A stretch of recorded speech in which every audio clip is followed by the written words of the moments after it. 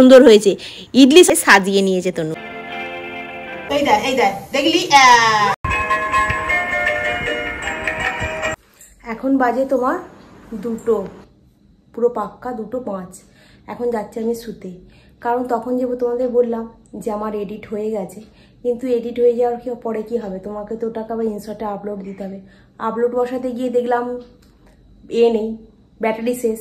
আবার চার্জে দিলাম, আবার চার্জে দিয়ে আবার করলাম, গান টানগুলো সেট করলাম, করে তারপরে এই এখন যাচ্ছি শুতে। চোখ দেখো আমার একদম জুড়ে যাচ্ছে, আর ভালোই লাগছে না, আর টেনে এরম করে দেখতে হচ্ছে। তো চলো, কালকে আবার সকালবেলা উঠবো, উঠে আবার কাজ করব, আবার ব্লগ নতুন স্টার্ট হবে, আবার অফিস আছে, সব কিছুটা মিলিয়ে মিশে। আমি এখন ব্লগটা স্টার্ট করতাম না এত রাত্রিরে, এই 2টোর সময় ব্লগটা স্টার্ট করার একটাই কারণ হচ্ছে, আমি ওদেরকে বলছি যে আমি কত রাত্রি পর্যন্ত জেগে থাকি, আবার সকালবেলা ঘুম থেকে উঠি। ভাবতে পারছি আমার কতক্ষণ ঘুম হয় বলো, 2টো থেকে। এই 2টো থেকে ধরো না, এখন বক করছি, 2:30 বেজে যাচ্ছে, 3টে 4টে 5টা, 5:30 থেকে 6টার মধ্যে উঠে পড়বো। তো চলো, আর বককে কাজ নেই, এবার অন্তত শরীরটা একটু বিছানার মধ্যে ফেলি। হ্যাঁ, তো করে কেমন একটা আওয়াজ হবে। তনু ঘুমোচ্ছে, তনুর এখন অর্ধেক রাত হয়ে গেছে। তনু কালকে সকালবেলায় ভিডিওটা দেখলে বলবি এত রাত্রি ঘুমিয়েছ। সকাল সকাল তনু আমাকে দিয়ে জীব হত্যা করালো। এটি তনু বসে আছে, তনু আমাকে দিয়ে জীব হত্যা করালো। আমাকে বললো যে মার মার মার, মেরে আর ঠিক করে দিবি, মরে গেল। দেখি আমার ওয়েটটা কত হলো, 66-85। 66-85 রোগাটা হয়ে গেলাম, দেখলি তো। তনু নেমে আসছে, তনু এসে তনু এবার ওয়েট করবে।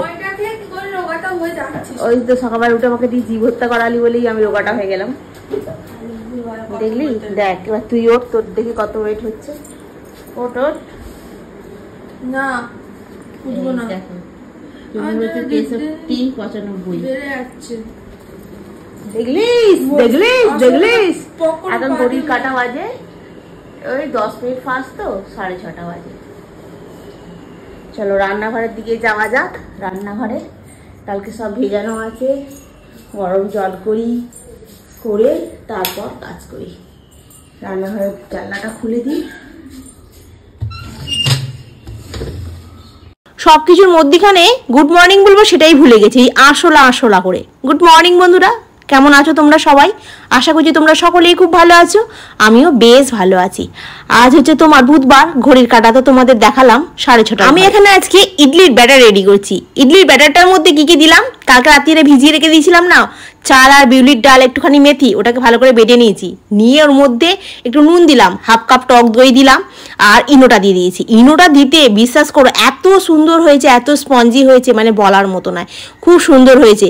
ইডলি সাধারণত আমি দেখেছি না পচিয়ে করে, মানে ধরো ব্যাটারটা আগে থেকে তৈরি করে বাইরে রেখে দেয়, তারপরে একটা পচে গেলে টক টক ব্যাপার হয়, তবে ইডলি করে অনেকে। আর ইডলির এই যে মেকারগুলোতে একটুখানি সামান্য তেল মাখিয়ে নিয়েছি, নিয়ে আর গোলাটা দিয়ে দিলাম সুন্দর করে, দিয়ে এবার ঢাকা দিয়ে গ্যাসের উপরে বসিয়ে দেবো। এই 5 থেকে 7 মিনিট সময় লাগে, বেশিক্ষণ লাগে না। এখানে চাটনির জন্য নিয়ে নিয়েছি 2টো টমেটো, 2টো কাঁচা লঙ্কা আর 2 কোয়া রসুন। কারেন্টটা ছিল না, কারেন্টটা এই সবে মাত্র এলো। আর এখানের মধ্যে দিলাম বাদাম, আর বাকি যে মশলাগুলো শিখে নিয়েছি সেই মশলাগুলো দিয়ে ভালো করে এটাকে পেস্ট করে নিচ্ছি।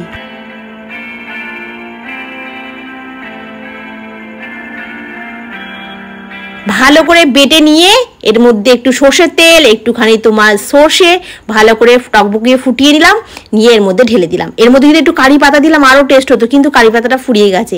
এবার একদিন সেন্টার থেকে নিয়ে এসে চলে আসবো, ফ্রিজেতে রেখে দেবো। এটা চাটনিটা ভালো হয়েছিল। এই চাটনিতে তোমরা একটু চাইলে মিষ্টি দিতে পারো, মিষ্টিও ভালো লাগবে খেতে। আর এই দেখো আমার একদম ধোঁয়া ওটা তোমার ইডলি রেডি হয়ে গেছে, ভালোই হয়েছে, খুব সুন্দর হয়েছে, স্পঞ্জি হয়েছে। চলো তোমাদেরকে একটা তুলে দেখাই। রেডি হয়ে গেছে, তার সাথে চাটনিও হয়েছে খুব সুন্দর একটা। ঢালাই দিয়ে দে না, সুন্দর করে রেস্টুরেন্টের মতো। আচ্ছা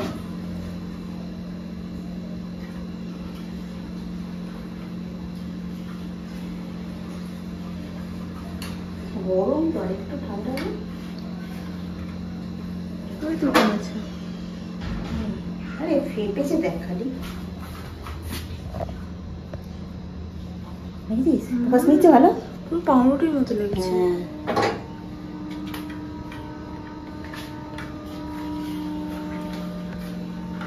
আগেরবারে না পচিয়ে করেছিলাম তো, আমাদের শরীর খারাপ হয়ে গেছিল বল।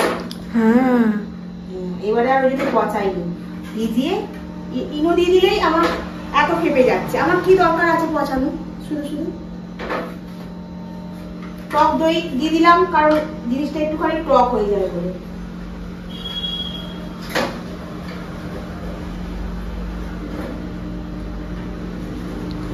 ওখান বাইরের দেশে মানুষরা পুচিয়ে পুচিয়ে খেতে অভ্যস্ত তো, ওদের শরীরটা সহ্য করে নিয়েছে। কিন্তু আমরা বাঙালি, আমাদের সবকিছু গরম আর টাটকা চাই। একটা স্পঞ্জের মতো নরম তুলতুলে হয়েছে। তুমি এটা খাবে এখন, নাও।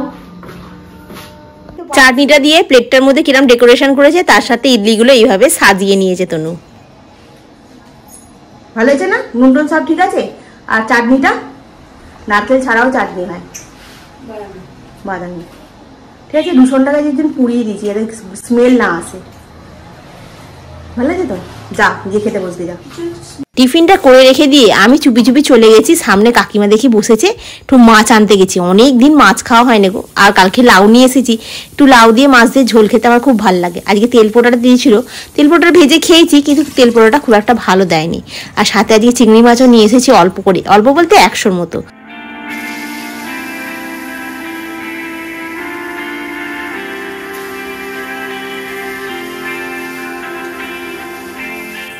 মাছটা ওখানে ভাজতে দিয়ে চলে এসেছি এখানে। লাউটাকে ফ্রিজ থেকে বার করে নিয়ে এসে লাউটাকে কাটবো বলে। লাউটা একদম কচি দিয়েছে গো, আর খুব ছোট্ট মতো লাউ, তো বেশ ভালো লাগছে কাটতে। আর খানিকটা করবো আর খানিকটা রেখে দেবো, তুনু আর আমি খাবো তো, অনেকটা লাগে না। তবে লাউ ঝোলটাও আজকে খুব সুন্দর হয়েছে। এরকম পাতলা করে লাউ ঝোল করলে না দারুণ। লাউ আর আলুটাকে কড়ার মধ্যে ছেড়ে দিয়েছি, দিয়ে ভাজাটা হচ্ছে। ততক্ষণে বলি না, এই ফার্নিচারগুলোকে একটুখানি মুছে পরিষ্কার করে নিই। প্লেন খালি একটা শুকনো কাপড় দিয়ে একটুখানি মুছে মুছে সব পরিষ্কার করে নিলেই ব্যাস পরিষ্কার থাকবে। রাস্তার ধারের ঘর তো বড্ড ধুলো ওড়ে, আর এখন গ্রীষ্মকাল তো বেশ একটু বাইরেটা হাওয়া হাওয়া চলছে, আর জানলাগুলো তো খোলা থাকছে, আরো বেশিই যেন ধুলোটা পড়ছে। আর এই কম্পিউটারে সেবারে তো তোমার ধরো না, নতুন কিবোর্ডটা কিনলাম, আবার ধুলো পড়ে পড়ে যদি কিবোর্ডটা খারাপ হয়ে যায় তখন কি হবে? ওই জন্য কিবোর্ডটা কম্পিউটারটা ভালো করে মুছে নিচ্ছি। তনুকে বলি যে মাঝে মধ্যে চালিয়ে রাখবি, ওর আর মনে হয় না, আর ভুলেও যায়। আর আমিও যে সকালবেলার দিকে চালাবো সে আর মনে থাকে না। কম্পিউটারটাকে যদি না চালানো হয় না, তোমার ওটা কি হয় বলো তো, দিনে দিনে ওই র্যামের মধ্যে আবার ধুলো জমে যাবে, আর চলবে না, তখন সিপিইউতে লাল বাতি আর জ্বলে না। মুছতে মুছতে ছুটতে চলে এসেছি একবারে রান্নাঘরে। লাউটাকে তো ভাজতে দিয়ে গেছি, যা লাউটা মনে হয় পুড়ে গেল গো। এবার ছুটতে এসে দেখছি না, পুড়ে নে, ভাজাটা ভালো হয়ে গেছে। ওর মধ্যে একটু আদা দিলাম, একটু জিরে দিলাম, একটু ধনে দিলাম, একটু কাঁচা লঙ্কা দিলাম, দিয়ে একটু টমেটো দিয়ে ভালো করে কষিয়ে নিচ্ছি। কষাতে দিয়ে আমি আবার এখানে চলে এসেছি। সবটা যখন পরিষ্কার হলো, আমার আলমারিটা বাদ যায় কেন, আলমারিটা পরিষ্কার করে আবার এই ঘরে এসে, আমার এই মেশিনটা না অনেক দিন হয়ে গেছে গো, বসাই আর হয় না। বসে বসে না একদম চলতেও চায় না। তেল দিই মাঝে মধ্যে, কিন্তু হলে কি হবে, মানে না চালালে না সব জিনিসটাই খারাপ হয়ে যায়।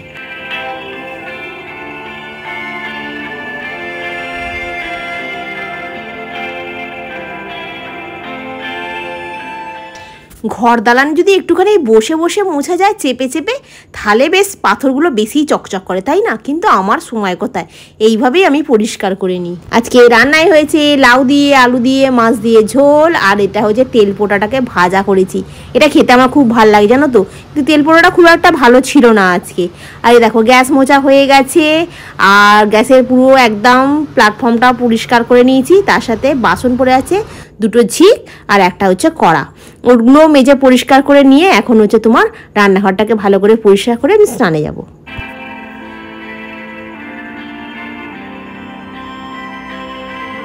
আজকে সন্ধ্যাবেলা বাড়িতে এসে আমি একটুও বসিনি, তাড়াতাড়ি করে চা ফা খেয়েছি, খেয়ে চলে এসেছি। এসে এখন আমি ওই একটুখানি চিকেন স্টু বানাচ্ছি। আজকে না আমরা তনু আর আমি একটা করে ইডলি খেয়ে নিয়েছি, মানে ছিল ওটা খেয়ে নিয়েছি, নষ্ট করব ওই জন্য। তনু বললো আর রুটি করতে হবে না, রুটি খেতে পারবো না, তুমি একটুখানি এই স্টু বানিয়ে নাও, ওটা খেয়ে নেবো, তাহলে পেটটা ভরে যাবে। আমি ওই জন্য কি করলাম, তাড়াহুড়ো করে এখন চিকেন স্টুটা একটু বসিয়ে দিলাম। সবজিগুলোকে ভালো করে সেদ্ধ করে নিলেই সুন্দরভাবে চিকেন স্টুটা আজকে রেডি হয়ে যাবে। এখন এই ইনোটা কি খাওয়ার দরকার তোর? হ্যাঁ, কোনো দরকার আছে ইনো খাওয়ার? ইনোটা আমার খেতে ভালো লাগে। এই দেখ, এই দেখ, দেখলি? হ্যালো হ্যালো ওস্তাদি। ফেললো নিচে। দুধের প্যাকেটটা সরা, প্যাকেটের ভেতরে ঢুকে গেলে আবার দুধটা কেটে যাবে। হ্যাঁ এখানে দেখছি ওই তো আইসক্রিম এর মতো, কোল্ড ড্রিঙ্কস এর মতো হয়েছে, খাও। আমার স্যুপটাও এখানে হয়ে গেছে, দেখি সব স্যুপটাকে দেখাই কেমন দেখতে হয়েছে স্যুপটা।